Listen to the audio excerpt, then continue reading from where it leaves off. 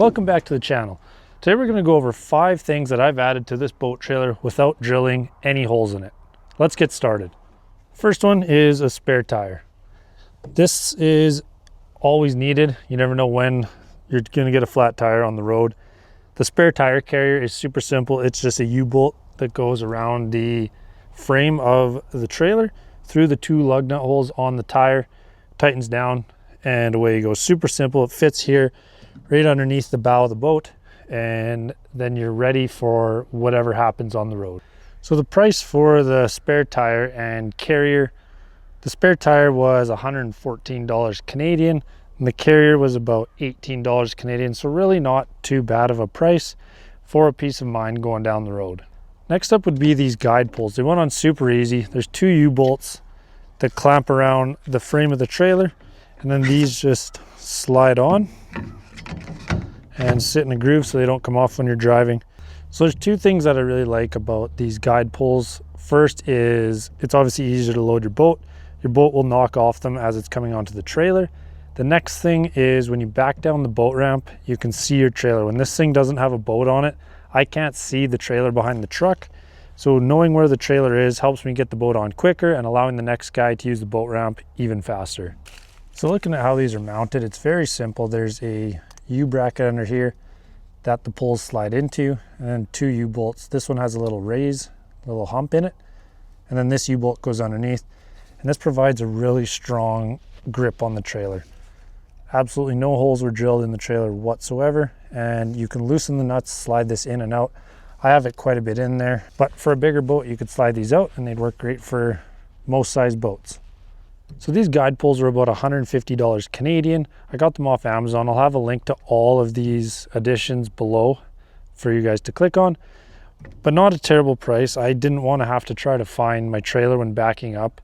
That's just a pain in the butt. Yes, you can, turn your truck, see a little bit this way and then crank it again, see a little bit that way. But having these poles will just be so much quicker and so much simpler for loading the boat. Moving on to the next bolt-on item. I got these brackets at my local Canadian Tire. Yes, I'm in Canada, but I'm sure they have them at many boat stores. These bolts were holding on my light, as you can see.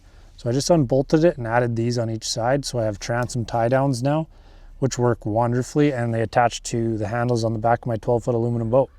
I got these, Pollen is the brand. Pollen tie downs, super simple, just like that.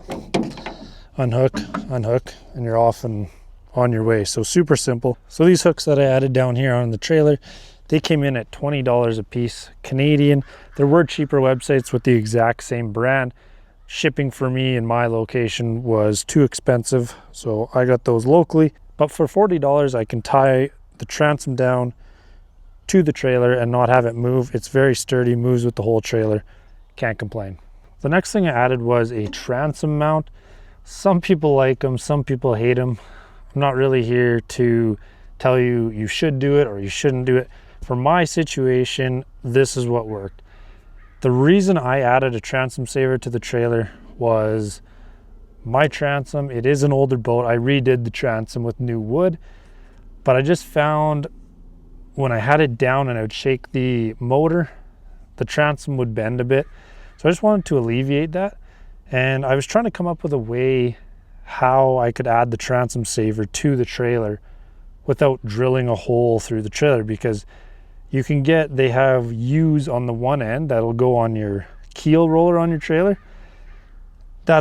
It works, but if this thing hops, then this flies off the trailer. So I needed to get one that you drill a hole. Again, I don't want to drill a hole in the trailer. Galvanized trailers and boat trailers in general, the less holes you drill, the less rust you'll have and less issues. So what I did, and this is kind of a combination of transom saver and then a keel roller, is I drilled through the keel roller plate itself. So that may rust over time. If it rusts so bad that I can't use it anymore, then what I'll do is replace it.